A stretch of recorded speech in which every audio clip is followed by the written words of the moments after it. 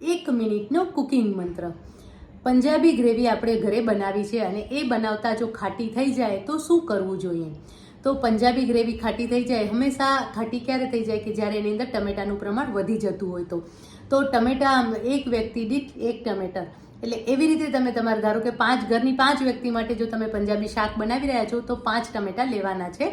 અને જો બનાવ્યા પછી ખટાશ આવી ગઈ તો શું કરવાનું? તો એના માટે તમે એની અંદર ક્રીમ ઉમેરી શકો છો, મલાઈ ઉમેરી શકો છો.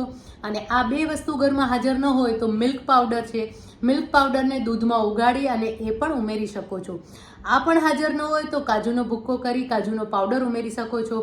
આ 4માંથી કોઈ પણ વસ્તુ તમે ઉમેરશો ને તો એની ખટાશ તૂટી જશે અને સ્વાદમાં પંજાબી ગ્રેવી કે પંજાબી શાક બહુ જ સરસ લાગશે.